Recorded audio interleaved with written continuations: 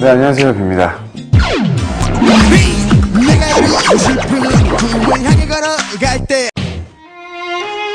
자, 스페셜 에디션에서 오늘 여러분들이 만나게 될 분은 남자나 여자나 어린이나 어른이나 모두 다 지금 그에게 열렬한 환호를 보내고 있는 분입니다. 그 알 수 없는 짜릿한 호르몬을 전 국민에게 강력하게 퍼뜨리고 있는 현재 진행형의 문화 아이콘이라고 믿습니다. 비군을 소개합니다. There's a pleasure in the pathless woods. There's a rapture on the lonely shore. There's a city where none intrudes.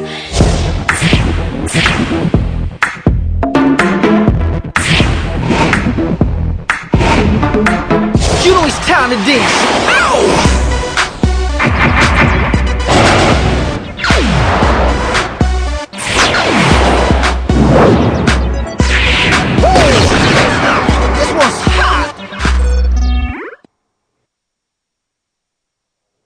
자, 비군을 자리에서 만났습니다. 일단 그 첫인사 전에 하고 싶은 얘기는 네. 대단히 기분이 나쁘다. 제가 제일 싫어하는 애들이 어떤 애들이냐면 다리 길이가 남아 돌아서 위에 짙은색 까만색 바지 내지는 청바지를 입고 흰색 운동화를 신어도 아무런 지장이 없는 이런 인간들. 예. 저는 모자라서 밑에다가 덧대가지고 통굽을 신어도 한참 모자라는데 그 애로점을 몰라서 그래요. 통굽을 신으면 다리가 늘어나죠? 다리는 볼만한데 그럼 팔이 짧아져. 그래가지고 다리는 제법 길어졌는데 손가락으로 이렇게 관객을 가리키면 이렇게밖에 안 돼. 이렇게 팔이 짧아져가지고. 이게 뭡니까? 여유의 표시예요? 이 여유 표시보다는요, 이게 제가 지금 요즘 제가 그냥 계속 운동하고 그리고 춤 연습하고 제가 또 이제 앨범이 나와서 한참 활동하니까 저는 이제 구두를 신으면 굉장히 불편해 해갖고요. 한참 이렇게 좀 조이는 운동화를 신어줘야 좀 활동하기가 편해서요. 사실은 제가 지금 그냥 입은 옷이 그냥 일단은 격식을 차리기보다는 그냥 제가 오늘 집에서 입고 나오는 옷, 네, 이렇게 입고 나온 거거든요. 그래서 제가 또 이제 의류 브랜드를 지금 디자인을 하고 있어요. 맞아요. 네, 그래서 그거를 이제 지금 디자인한 옷을 그냥 제가 입고 나온 건데요. 그래서 지금 편한 옷을 입고, 네, 또, 근데 선배님 계시니까 격식은 좀 차려야 돼서요. 또, 이렇게 입고 나왔죠. 집에 있는 옷을 대충 집어 입고 나오지만 하지만 자기가 디자인을 야, 이 문화 아이콘다운 그런 얘기예요.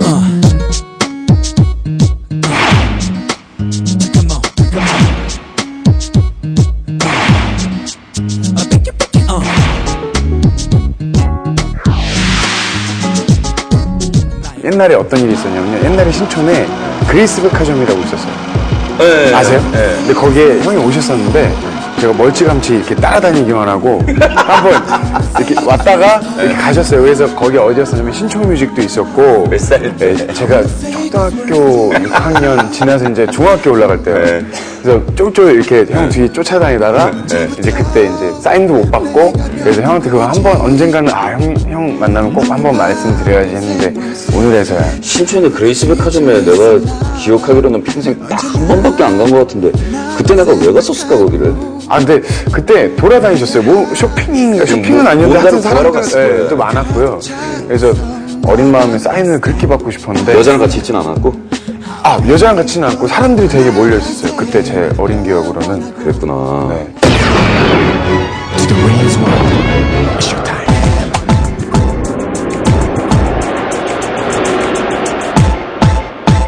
제가 이제 중3 때 아이돌 그룹을 하나 했었어요. 네, 6명. 중3 때? 네, 중3 때. 중3 때? 네, 6명 아이돌 그룹을 했었는데요. 그러니까 그때, 네, 철저하게 무시를 당하고 쓴맛을 봤죠. 그때 팀 이름이 뭐였죠? 네, 팬클럽이라고. 네. 저한테 그러더라고요. 저희 그 매니저분이 그 모든 이들의 그 우상이자 사람들의 이제 팬클럽이 되자 그래서 이제 팬클럽이라는 이름인데 말도 안 되는 짓이었죠. 네, 그리고 막 이렇게 이쁜 척하고, 뭐 나가가지고, 눈 동그랗게 뜨고 막 하루 종일 그거 연습했었어요. 눈 동그랗게 뜨는 거? 막 이렇게 동그랗게 뜨고 어떻게든 살아남으려고. 팬클럽 꿈을 찾아서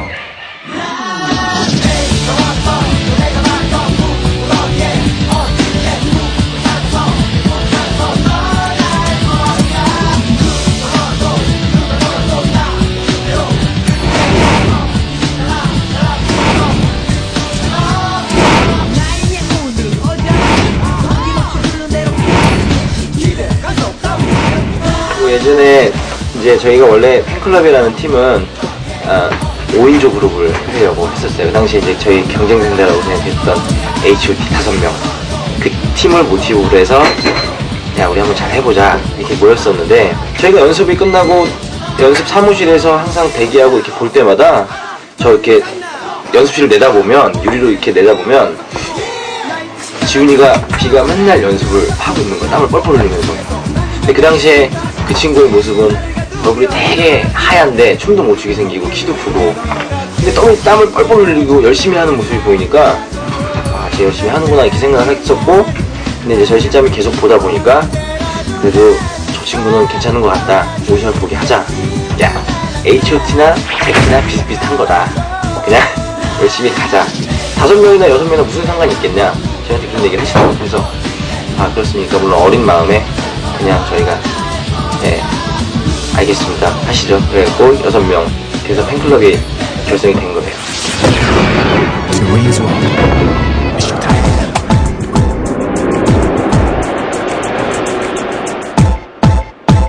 열여덟 번 정도 오디션을 봤거든요. 그러니까 각 기획사 이제 프로덕션에다가 다 그때마다 하는 얘기가 야, 뭐 노래는 뭐 그래 뭐 어느 정도 하는 것 같고 야 춤은 잘 춘다. 근데 얼굴이 그때만 해도 막 동그란 눈에 막 조명 받으면 막 눈 반짝반짝 해갖고 막 카리스마가 넘쳐야 되고 뭔가 키도 조금 아담해갖고 막 약간은 이 근육질이 좀 귀엽기도 하고 뭔가 잘생겨야 되고 그런 게 이제 많이 통했었거든요. 근데 이제 제가 오디션 볼 때만 해도 그러니까 물론 그때 아까 그 얘기지만 그러니까 저를 이렇게 작은 눈에 그러니까 그다지 잘생긴 것도 아니고 못생긴 것도 아니고 매력을 잘 모르겠고 근데 저는 분명히 얘기를 했거든요. 믿어주십시오. 할 수 있습니다. 할 수 있습니다. 했던 게 이제 그 다음 이제 진영이 형이 저를 잡아주신 거고, 그러니까 잡아주셔서 제가 더 열심히 하게 됐던 거고, 그러니까 그 무시라는 자체가 이제 왜 그런 거 있잖아요. 그러니까 동료 연예인들과 그때 당시 활동했던, 그러니까 동료 연예인들과 이제 신인들이라고 해서 뭐 안녕하세요 뭐 누구누구입니다 해서 뭐 뒷팀들 나와서 안녕하세요 누구누구입니다 해서 아 우리 같이 열심히 해요 뭐 이러고 막 파이팅했다가 나중에 그분들은 막 잘 되고 저희는 안 되니까 갑자기 인사를 안 받고 안면가? 갑자기 인사를 안 받고. 뭔가 인사에도 막 본 듯 만 듯하고 뭐 미용실 뭐 저희가 이제 뭐 헤어 메이크업을 하잖아요. 근데 뭐 미용실로 갔는데 원래 아는 사람인데 막 잘 안 되니까 아는 척도 안 해주고 그러니까 뭐 저쪽 가서 더 잘 되는 사람들 더 챙겨주고 그러니까 저는 어렸을 때부터 그게 너무 싫어서 그러니까 특히나 저는 지금도 뭐 회사의 사장님이나 높은 사람들의 말을 안 믿어요. 그냥 막내 그리고 저희 댄서분들 그리고 정말 다른 데도 막내 진짜 정말 힘이 없는 사람들의 말을 저는 제일 잘 믿거든요.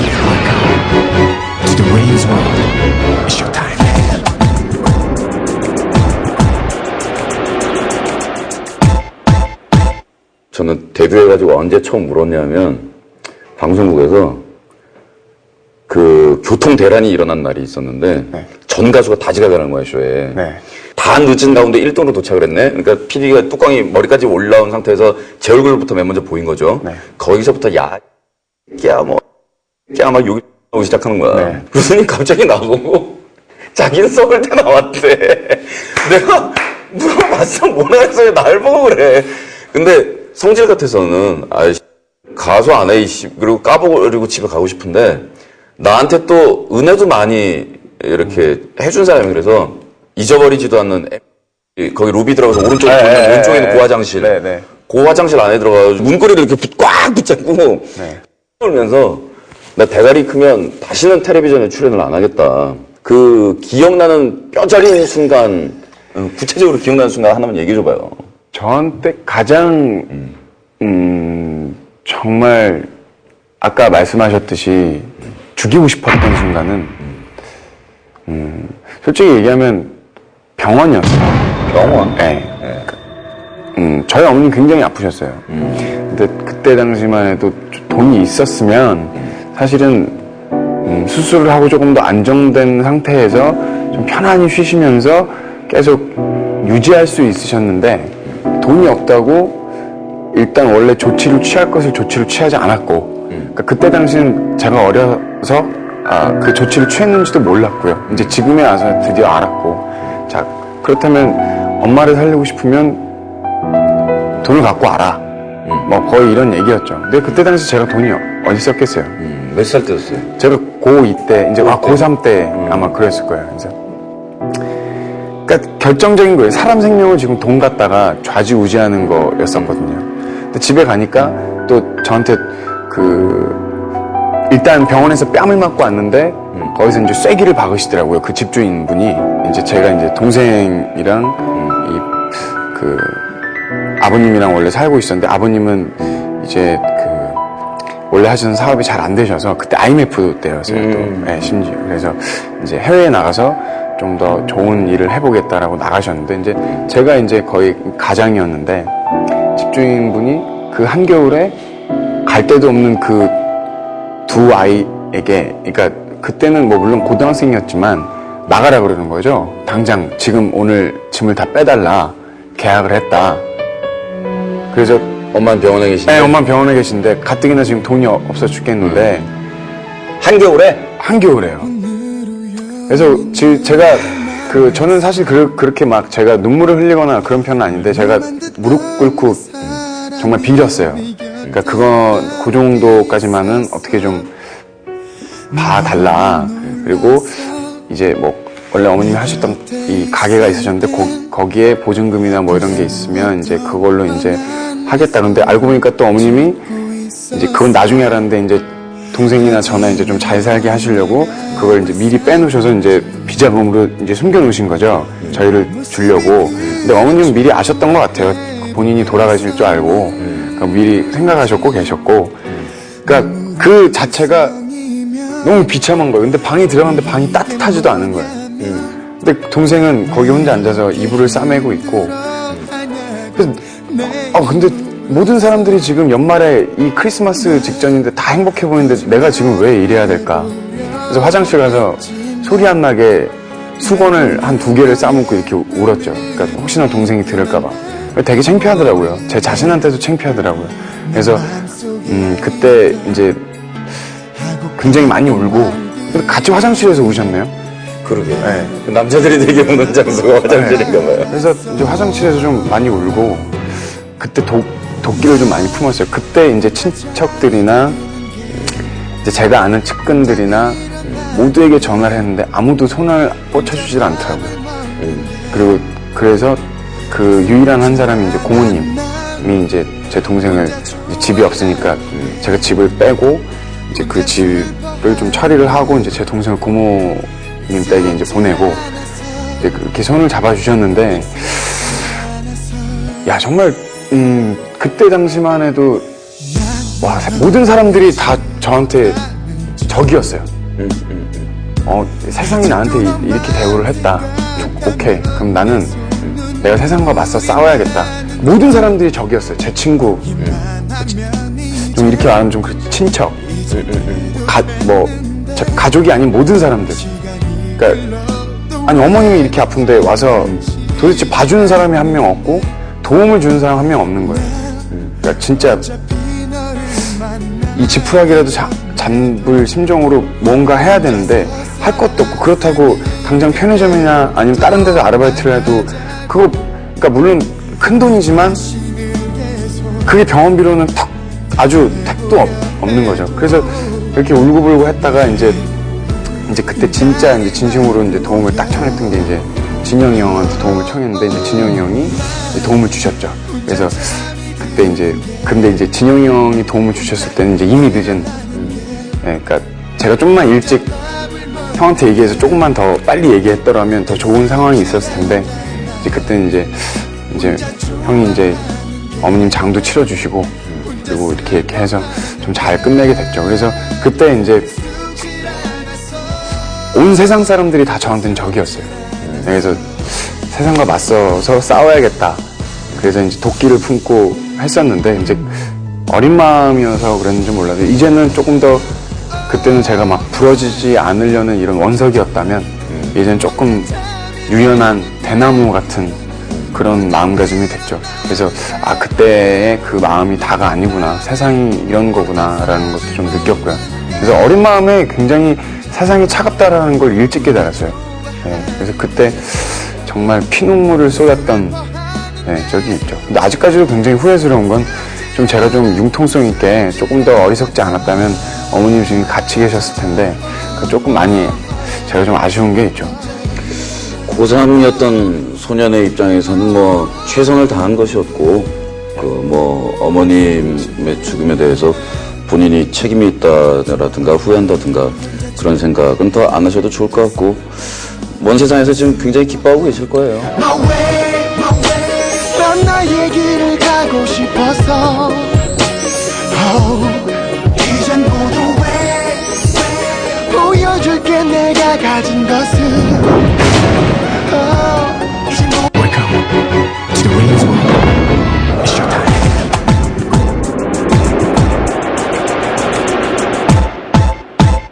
연예인들이 시달리게 되는 고독감이라든가 이런 것들. 네. 고 최진실 씨의 그 비극을 계기로 해서 사회적으로도 아주 극적으로도 의식이 지금 많이 전환되고 있고. 네. 그러다 보니 이제 각 팬들은 자기가 좋아하는 아티스트 걱정하기 바빠요. 이거는 이제 누구도 믿을 수가 없겠다. 왜냐하면 마지막까지 대중들한테 보이는 모습은 방실방실 웃는 모습이고 아무런 문제가 없는 모습들이고 역경 속에서도 헤쳐나가는 그런 모습이었는데 그러다가 뚝이었으니까. 물론 B 씨를 보면 전혀 자살할 것 같진 않아요. 연예인이란 직업 자체가 양날의 칼인 것 같아요. 저는. 맞아요. 그러니까 앞모습 자체는 굉장히 너무나 화려하고 그러니까 너무나 재미있을 것만 같고 부와 명예를 한 번에 줄 수 있는 그런 무언가 하나의 로망인데 뒤로 돌아서면 한없이 외롭고 한없이 질타받을 수 있고 한 번의 실수가 용서되지 않을 수가 있고 그러니까 그래서 양날의 칼인 것 같은데 이제 저는 그러니까 무엇이 가장 요즘에 제일 힘드냐고 다른 사람들이 물어보신다면 그러니까 저한테도 그래요. 네가 힘드니? 네가 힘든 게 뭐야? 솔직히 빌 게이츠도 힘들어요. 빌 게이츠도 분명히 자기만의 힘듦이 있을 거야. 과연 회사를 어떻게 이끌고 나갈지, 뭐 그쵸? 돈을 내 자산을 어떻게 관리해야 될지, 뭐 그 애환이 있을 거라는 거죠. 그래서 성공하면 할수록 그리고 최근에 비로 오면 올수록 그 고독감이 증대되든가요? 아니면 줄어들든가요? 뭐 되게 상대적인 개념이긴 한데 어때요 요즘은? 고독과 외로움은 점점 늘어나고요. 늘어나요. 네, 좀 많이 그 대중 앞에 섰을 때 많이 비례하는 것 같아요. 쓰면 쓸수록 더욱더 외롭고 더욱더 좀 제 자신에게 채찍질을 하려고 하고 그러니까 이걸로는 부족하다 해서 계속 채찍질을 하는데 그 좀 꿈을 버리고 욕심을 버린다면 이것이 제 자신한테는 행복할 수 있을 것 같은데요. 그러니까 조금 더 디테일하게 얘기하자면 꿈과 도전 자체가 실패하면 리스크가 엄청 크거든요. 그러니까 저의 실패라는 건 뭐냐면 사실은 아직은 여러분들께 여러분 2, 3년 전부터 제가 이 미국 마켓에 그러니까 이 전 세계 마켓에 한번 진출을 해보겠습니다라고 해놓은 게 이제 한 2년 정도 된 것 같은데 그러니까 가장 큰 건 무엇이냐면 제가 그때 뉴욕에서 콘서트를 하면서 느낀 것은 아니 흑인 여성이 와서 사인을 받아가고 백인 여성이 와서 사인을 받아가고 이렇게 당신을 사랑해요 해주는 것이 가식적인 게 아닌 눈빛을 봤을 때 진짜 이제는 동양 사람이 승부수를 띄울 수가 있겠구나라는 생각이 들더라고요. 그래서 여러분 저 드디어 갑니다 라고 해놨는데 그러니까 가장 중요한 건 어떻게 보면 이거예요. 다른 저기 동남아시아에서 그러니까 아무도 모르는 사람이 와서 한국에서 가수로 성공을 하겠다. 그러니까 사실은 그러면 과연 잘 될까? 아니면 혹은 아예 신경을 안 쓴다라는 거죠. 동남아시아 사람들을 무시한다거나 이런 게 아니라 아예 모르는, 그러니까 철저히 모르는 사람들. 그러니까 과연 저 사람이 누구지라고 할 정도. 그러니까 그게 일본 사람이 됐던 중국 사람이 됐던 아니면 뭐 미국 사람이 됐던 유럽 사람이 됐던 상관은 없고 그냥 모르는 사람이 왔을 때 피부색이 좀 다른 그리고 그것이 한 번도 하지 않았던 그러니까 백인이 우리나라에서 와서 처음 데뷔 앨범 낸 사람은 없잖아요. 무슨 민요나 창을 부른다면서. 백인이 80 몇 년도에 우리나라에 와서 노래 한 곡 발표한 사람이 있었어요. 진짜요? 네. 서울 시리 나잇이라고 우리나라에서 텔레비전 딱 한 번 나오고 고국으로 돌아갔는데 서울이 발음이 안 돼서 술시리 나잇 이렇게 발음한 사람이 있었어. 그래서 그래서 저는 뭐냐면 좀 완벽해지자. 완벽한데 그래. 어쨌든 그 사실은 그것도 제가 여러분 가겠습니다 이래놓은 걸 그때 이 타임즈나 이제 뉴욕 타임즈에서 막 대대적으로 언론에 이제 나간 거예요. 아시아에서 매직 핏이라는 별명을 가진 자가 드디어 앨범을 내는데 기대할 만하고 이 에이시아는 성공할 것이다. 그랬더니 막 또 아시아의 언론들은 막 마치 성공한 것처럼 이렇게 포장을 해낸 거죠. 언론사들에서. 근데 이제 저는 아직 데뷔 앨범도 안 나갔고 제가 미국에서 활동하는 것도 아닌데 마치 성공한 듯하게 이렇게 포장이 막 된 거예요. 그래서 제가 그때도 아닙니다. 아직 도전하는 그런 단계고 ING고 도전과 이런 욕심을 좀 버려야 될 것 같아요라고 말씀드렸던 건 너무 힘이 들어요. 이 나이에 물론 형도 계시지만 근데 지금 27에 막 다른 제2 그러니까 언어를 배워야 되고 그러니까 그쪽에 맞는 또 언어를 그러니까 언어의 스타일이 또 있잖아요. 그러니까 한국말을 하면 한국말을 하는데 이런 스타일이 있고 예의가 있고 그쪽 말을 하면 막 뭐 까불거나 아니면 그런 예의가 있는 거고 그러니까 그렇게 하고 또 음악도 그쪽에 맞추다 보니 그러니까 좀 문화 차이가 좀 너무 심하게 나는 거죠. 근데 지금 어느 정도 공부를 하고 계속 맞춰가고 있는데 그러니까 이런 도전들이 저한테는 성공이면 또 사람들이 박수를 쳐주겠지만 또 만약에 실패를 한다면 큰 비평과 뭔가 혹평이 따르겠죠. 근데 저는 그게 무섭진 않아요. 그게 무섭진 않은데 제 자신이 나중에 내가 그때 조금만 더 열심히 하면 됐을걸 막 이런 후회가 남을까봐 이런 찌꺼기들이 남을까봐 그게 굉장히 걱정돼. 그럼 전 되게 잠이 안 오거든요. 그 힘드냐고 물어본 거는 BC의 스타일상 사람들 앞에 나가서 죽어라 하고 뒤에서 고생하고 노력해가지고 짠 하고 보여주는 거는 즐기는 타입이라도 사람들이 나 아니면 자기 팬 붙잡고 나 지금 힘들어 죽을 것 같아 이게 얼마나 힘든지 아니 이게 쉬워 보이지 뒤에서 얼마나 돌아버린지 아니 이런 거 말 못하는 세팅으로 돼 있잖아요 지금. 그렇죠. 네. 세팅 자체가. 그렇죠. 뭔가 그냥 쟤는 다 해야 될 것 같고 쟤는 그냥 무조건 해야 될 것 같고 뭔가 이제 시상식이나 아니면 여러 가지 쇼도 마찬가지예요. 그러니까 쟤는 시키면 다 할 것 같고 쟤는 그러니까 뭐든지 잘하고 싶었어요. 정말. 그러니까 어렸을 때 왜 남한테 밀리지 않게. 그러니까 저희가 늘 하는 얘기로 그래서 뭐든지 잘하고 뭐든지 열심히 했는데 그것이 오히려 독이 돼버린 거죠. 이제는 진짜 그 모든 것 중에 하나라도 못하면 저한테 독인 게죠. 그래서 제가 저걸 못하네? 이렇게 되면 제가 굉장히 앙금이 남는 거예요. 그리고 제 주위 사람들한테도 나 힘들어. 아니면 팬들에게도 저 힘들어요 할 수가 없는 게 이제는 제가 힘들다 그러면 모든 사람들이 다 저만 쳐다보고 있는데 그러니까 힘든다는 말을 못 하겠는 거죠. 그러니까 왠지 한 가정에 딸들과 아들이 한 60명쯤 되는 그런 아버지가 된 것 같은 그런 느낌인 거예요. 그러니까 굉장히 내가 힘들다고 하면 제 와이프, 그러니까 뭐 와이프는 없지만, 그러니까 제 와이프와 제 밑에 있는 자식들이 다 힘들어질 것 같은 거예요. 그러니까 그래서 저는 힘든 티를 내고 싶지 않은 것이고, 그러니까 그 마음가짐이 그러니까 정신적으로는 사실 굉장히 스트레스거든요, 그게.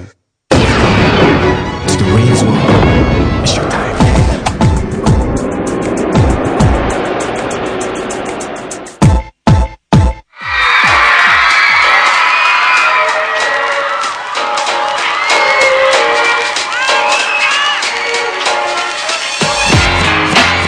저 사람 뭐예요 도대체? 네, 저 사람은 이제 제가 저 6년 전이고요.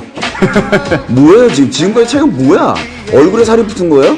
아니, 일단 좀 저 때는 윤곽이 좀 없었고요. 무슨 소리야? 저 때는 보톡스 맞은 것 같은데. 네, 근데 그때 저 때는 좀 어린 티가 좀 많이 나죠. 많이 난다. 네, 근데 지금은 조금 아직도 어리지만은 조금 지금은 윤곽이 좀 얼굴에 선이 좀 있는데요. 저 때가 체중이 더 나갔어요? 저 때랑 지금이랑 비슷해요. 저 때랑 지금은 비슷한데도 예. 근데 이제 중간에 저게 1집 되고 2집, 3집, 4집 하면서 이제 애가 배가 불렀죠. 네, 그래서 이제 조금 살이 쪘죠. 그래서 이제 1집 때는 워낙 그 헝그리 정신이었으니까요. 그래서 뭐 정말 하루에 춤을 한 10시간, 뭐 9시간씩 연습했었고요. 이제 저 뒤로는 이제 사실은 이것저것 많이 하느라고 이제 춤추는 것도 한 하루에 3시간, 그리고 뭐 노래 연습도 하루에 3시간. 그래서 정말 거짓 없이 꾸준히 그렇게 춤 연습이랑 노래 연습을 했던 것 같아요. 네, 노래 못한다는 소리가 너무 듣기 싫었고, 그리고 너무 댄스 가수다, 뭐 춤만 춘다 이런 소리가 너무 듣기 싫어서 저 때부터는 그 이제 핸드마이크로 계속 라이브를 이제 계속 했죠. 네. 사실 원래 저 때만 해도 이제 립싱크가 굉장히 유행이었고. 그렇죠. 그리고 네. 저렇게 댄서블한 스타일들은 립싱크를 하는 건 양해사항이었는데 네. 피씨는 열심히 노래 불렀잖아요. 네, 그래서 전 저 때부터는 그 말이 그러니까 좀 그렇더라고요. 그러니까 춤 잘 추니까 노래 못한다는 소리가 나오고 또 어느 때 이제 라이브를 시작하니까 또 고음 처리가 안 된다는 소리가 나오고 또 고음 처리가 조금 되니까 이제 기교가 없다는 소리가 나오고 저한테는 늘 그런 것들이 다 사실은 좀 앙금이었어요. 그래서 제가 조금 생각하는 건 뭐냐면 음악 평론가 과연 문화평론가 이런 평론가분들이 얘기해 주시는 게 있잖아요. 그러니까 그런 분들이 얘기해 주시는 걸 좀 들으면서 이제 비평도 좀 이 제 안으로 숙지를 해서 좀 더 나아지는 모습을 좀 많이 보여드리려고 했었죠.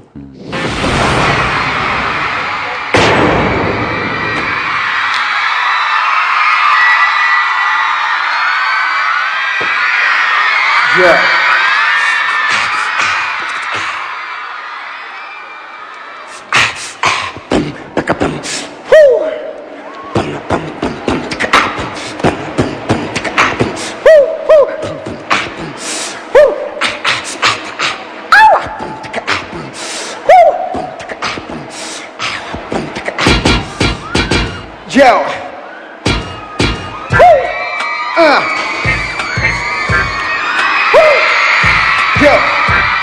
저 포스 하며 저 참 매력있다 하고 반했던 게 언제냐면 내가 유명해진 중이라고 노래할 때 네, 그 노래. 그 표정과 그 가사와 그 빈정됨과 네. 그 포스가 너무 재밌어가지고 그 정말로 그 거짓말인 것 같지가 않다. 그러니까 저 작사를 본인이 한 건지 아니면 박진영 씨가 한 건지는 모르겠지만 뭐가 지금까지 그 오랜 소년 시절부터의 긴 연예 생활 동안 뭐가 제일 서러웠어요?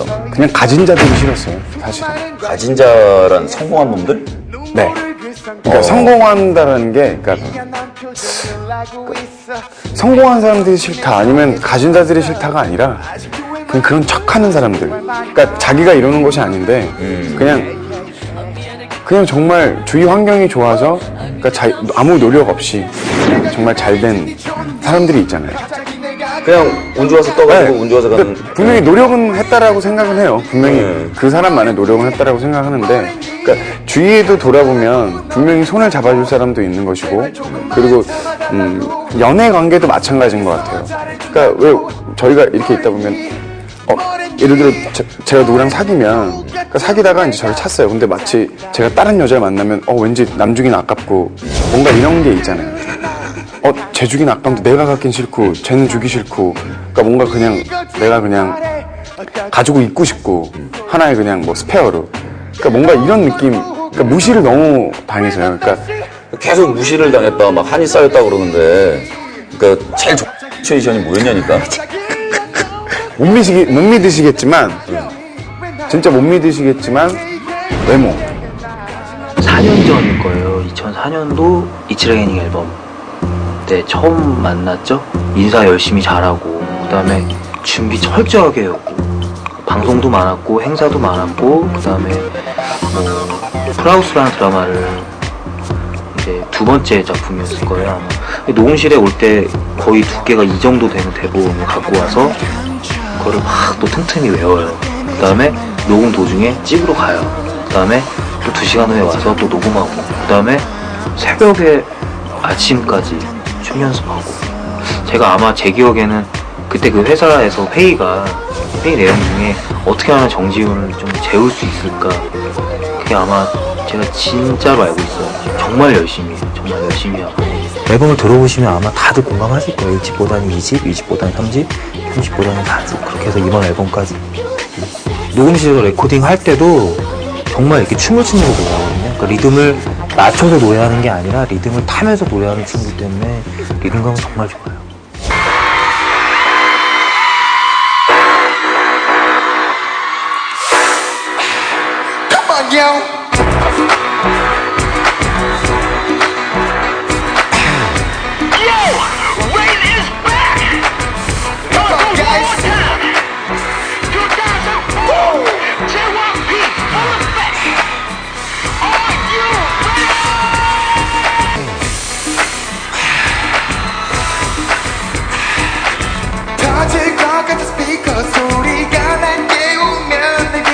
Rain, go rain. It's raining. It's raining.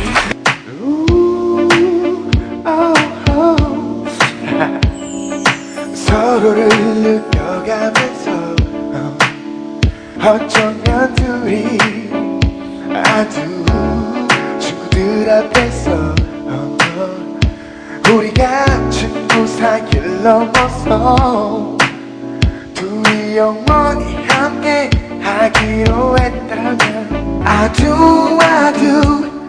영원히 함께 하겠다는 그 말 아주 너와 있을 때마다 조심스럽게 나의 마음속으로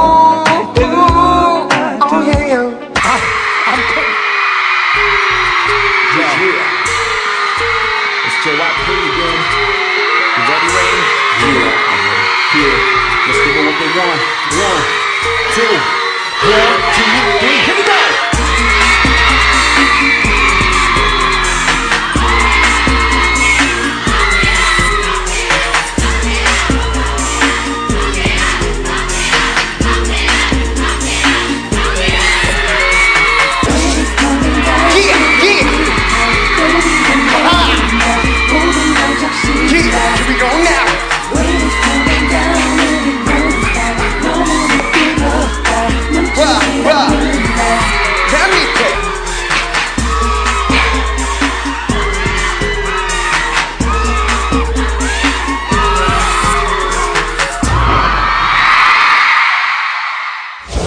레이니즘 앨범은 그래서 말이에요. 예. 그 참 그 포스트 프로덕션 부분도 굉장히 정성을 들여서 네. 그 정말 잘 만든 앨범인 것 같은 느낌도 확연하게 나고. 예. 사실은 우리나라에 유명하다 그러는 그 아티스트 앨범 듣고서 저 실망하는 경우도 되게 많았거든요. 레이니즘 앨범 참 좋았어요. 근데 그 괜히 저의 억측인지 모르겠는데 어떤 상상이 있었냐면 나의 약점을 너희들에게 보이지 않겠다라는 뭔가의 이빨 같은 거? 근데 사실은 그런 것도 없지 않아 있어요. 그러니까 나의 약점은 무엇일까? 그러니까 아니 저는- 약점이 있어서가 아니라 네. 하여간 약한 꼴 보이기 싫다라는 그 뭔가의 이빨? 네, 하나도 놓치지 않겠다. 그러니까 하나도 트집 잡히지 않겠다라는 그런 생각을 했었어요. 그래서 사실 요번 앨범 같은 경우는 뭐냐면, 그러니까 1집, 2집, 4집, 그러니까 1집, 2집, 3집, 4집까지는 저의 이제 사수인 제 사부님이신 이제 진영이 형과 같이 함께 했던 앨범이고, 드디어 이제 5집 때는 비가 직접 프로듀싱을 하고 프로듀서의 이제 길을 접어들었고, 그리고 이제 드디어 이제 자기 레이블을 만들고 비가 스스로 이제 어떻게 마케터를 이제 열어갈 것이냐. 이제 그게 숙제였는데 사실은 그래서 저는 이 모든 문제들을 한 번에 풀어볼 수 있는 건 앨범을 잘 만들자였거든요. 그러니까 돈을 벌자가 아니라 그리고 또 뭐 곡을 팔자가 아니라 하나서부터 열까지. 그래서 요번 앨범에 사실은 지금 제가 한 13곡 정도가 실려 있는데 50곡 정도를 받았어요. 작곡가들한테.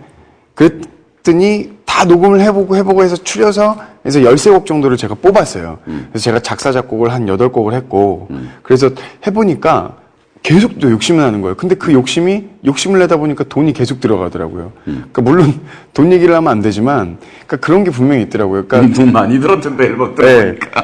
그러니까 요즘 시장 자체가 사실은, 정말 앨범을 잘 꾸미면 정말 100만 장 시대나 아니면 몇십만 장 시대가 아니잖아요. 근데 그렇다고 해서 분명히 손익분기점, 우리가 흔히 얘기하는 그런 이 BPL을 맞추기가 너무 힘들더라고요. 자, 그래도 근데 제가 가진 숙제는 후배들한테 창피하지 말자. 선배님들한테 창피하지 말자. 인정받자. 그래서 이제 킴이라는 이 믹싱을 하는 친구가 있는데 흑인 친구예요. 근데 그 흑인 친구가 굉장히 잘해요. 이런 이 팝 느낌의 이 믹싱들을. 그래서 그 친구한테 직접 맡겼고, 그 다음에 외국으로 다 소스들을 보내서 직접 제가 다 프로듀싱을 했고, 그 다음에 노래도 제가 직접 다 선곡을 했고, 그래서 처음으로 이 앨범을 만드는데 1년이라는 시간을 투자한 것 같아요. 레이니즘 앨범은 또 재밌는 게 뭐냐면, 예. 그 대부분의 성공한 아티스트가 프로듀서하고 손을 잡고 일을 하다가 독립을 해서 자기가 셀프 프로듀서를 했을 때 네. 아무리 유명한 가수도 거의 백전백패했어요. 지금까지 역사상. 네. 그래서 거의 유일하게 생존하는 경우가 될걸요? 네, 맞아요. 그래서 기자분들도 네. 원래 있던 집을 나와서 새 둥지를 마련했을 때 잘된 사람은 너밖에 없다라고 요즘 얘기를 해주시더라고요. 그래서 이제 그런 기사도 몇 번 나갔었는데, 일단 성공한 거에 진심으로 저를 축하해주는 분은, 예, 아무래도 진영이 형이 가장 축하를 많이 해주고요. 예, 그리고 이제 팬들이, 너무 잘 이때까지 너무 준비를 많이 해줬다라고 얘기를 해주고, 근데 무엇보다 사실은 제가 사실은 부담이나 이런 건 없었지만 가장 생각했던 건 앨범을 잘 만들자였거든요. 앨범을 정말 선배님들이나 후배님들이 들어도 인정해줄 수 있는 앨범을 좀 만들자 해서 만들었는데 그게 좀 잘 돼서. 네, 아니 그 셀프 프로듀서로서 자기 이름 넣으려고 겉멋든 친구들이 있는가 하면 프로듀서를 할 준비를 꾸준히 해왔다라는 게 이제 티가 나는 경우가 있고, 그런데 레이니즘 같은 경우에는 본인이 음악을 자기가 만들어 보고 싶다, 꾸며보고 싶다라는 욕망을 품은 지가 꽤 됐다라는 그런 것들이 조금 읽히던데요.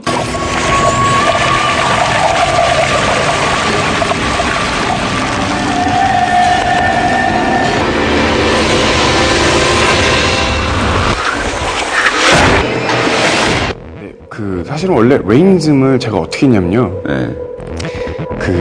처음에는 제가 시도를 일렉트로닉인데 어떤 일렉트로닉으로 갈까? 요즘 유행하는 텍토닉과 뭔가 좀 조합을 시켜볼까? 막 생각하다가 어느 날 이제 제가 이제 언더 밴드분들이랑 좀 친한 분들이 계세요. 그래서 갔는데 형 이런 비트를 좀 쳐줘봐. 제가 이제 입으로 막 지기지기지기지기지기지기 그래서 일렉 기타로요. 네, 형 전자 기타로 제가 형 이거 좀 한번 쳐봐주세요. 근데 그 폭발음이 엄청난 거예요. 근데 그걸 이제 갖고 이제 미디에 넣어놓고 이제 악기 몇 개로 이제 기계로 변형을 좀 시켰죠. 막 이래저래 만들어 보니까 그 소스가 나오게 된 거죠. 그래서 이제 드럼 치는 분한테 좀 리얼하게 이걸 좀 쳐주세요. 그래서 비트를 이미 찍어놓은 걸 드러머 분께 이걸 좀 해주세요. 그래서 이제 그렇게 쳐주셨는데 너무나 잘 맞았어요. 그래서 제가 이제 이 배보이라는 여러 가지의 그러니까 뭔가 나쁜 남자 이미지, 무엇 이미지, 어떤 게 가장 잘 통할까 생각을 해봤는데요. 그러니까 좀 사람들이 좀 익숙하게 흘려듣는 후렴구가 좀 필요하겠다라고 생각을 해서 이제 I gotta be a bad boy 막 이런 얘기를 했는데, 그러니까 하드코어로도 불러봤어요. 제가 어떻게 불러면 I gotta be a bad boy 막 이렇게 했는데 이걸로 샤우팅으로 막 해봤었는데 이거는 좀 너무 좀 하드하다. 그래서 뭐 했는데, 그리고 제 옆에 지금 태환이 형이라는 분이 계세요.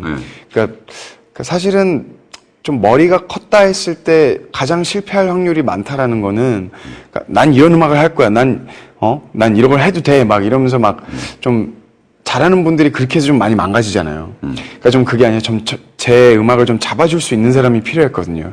그래서 태환 씨라는 분이랑 같이 작업을 했어요. 그리고 레이니즘 자체는 진열 씨라는, 배진열 씨라는 작곡가분이 계시고, 그래서 제가 이런저런 소스들을 막 너무나 좀 많이 갖다 줬죠. 그래서 같이 막 밤새고 막 작업하고, 그리고 레이니즘이 나온 가장 큰 이유가 여러 군데 제 타이틀곡을 맡겼는데 제 타이틀곡을 써줄 수 있는 사람이 없는 거예요. 그러니까 막 너무 멜로디가 좋으면 너무 가볍고 저 같지 않고, 또 비트가 너무 세면 멜로디가 또 없고, 그래서 제가 직접 형 우리 밤새시다 해서 한 보름가량 계속 작업실에서 같이 막 밤새고 뚝딱뚝딱 했던 게 레이니즘이었죠. 예. 박진영 씨하고는 예. 그 두 분은 이제 뭐 매스컴에서 예. 그 서로 위하는 발언, 아끼는 발언, 네. 그리고 B 씨도 박진영 씨에 대한 어떤 감사의 표시 이런 네. 것들을 나누지만 네.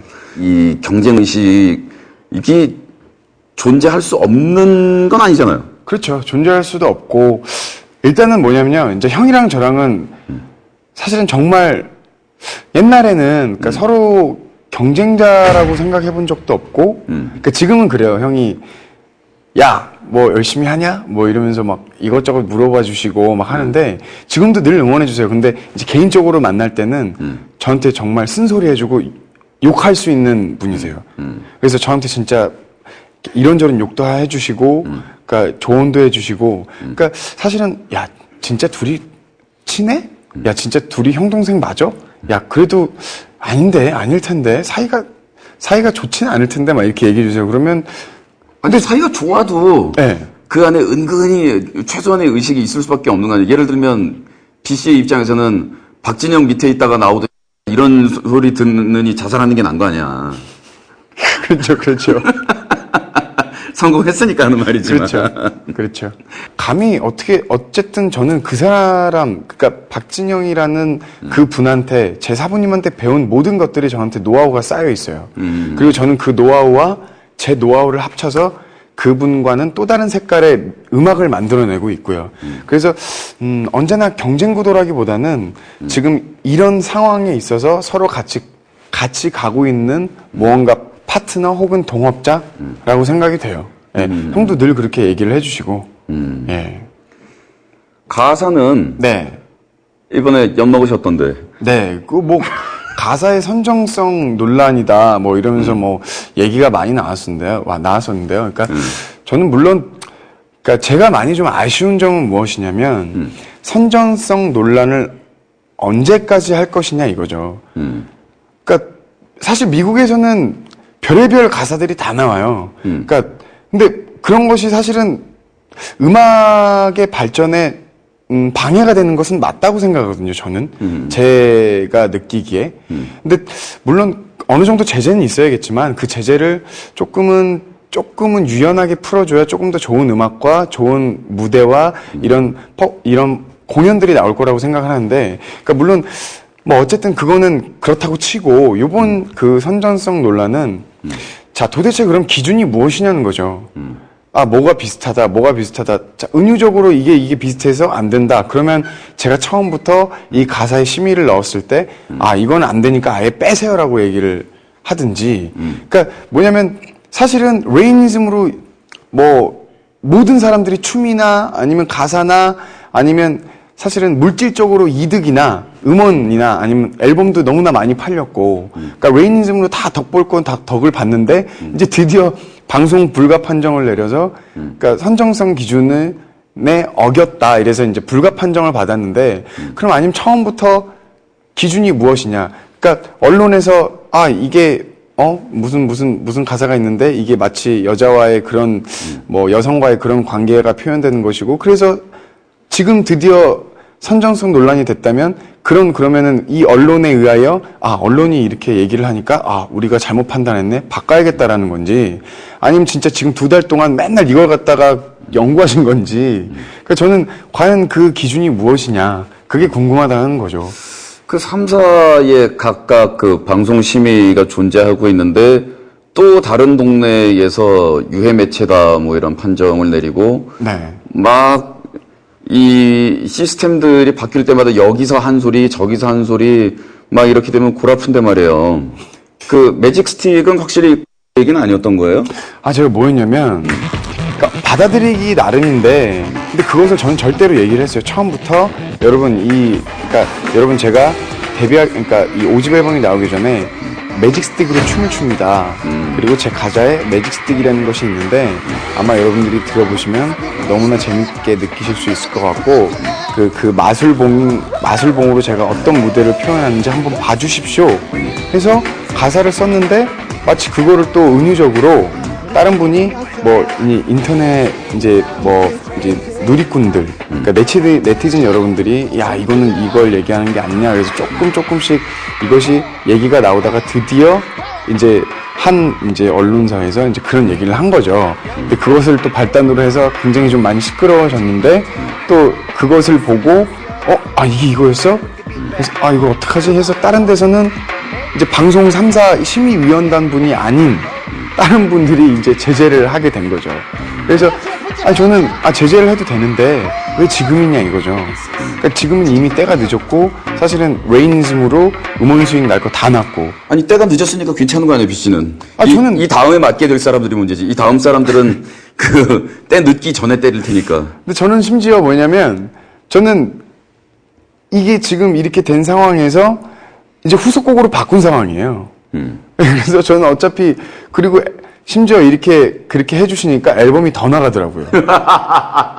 그리고 인터넷에 뭐라고 떴냐면 이게 왜 그렇게 되면 이제 선정성 논란이 퍼지면서 19세 이하 판매 금지라는 이런 딱지가 꼬리표가 붙잖아요. 딱지가 그걸 이제 희귀성이 있다고 굉장히 유니크하다고 모읍시다 이래서 그걸 모으더라고요. 그 사람들이. 그래서 저는 오히려 이거 모으네?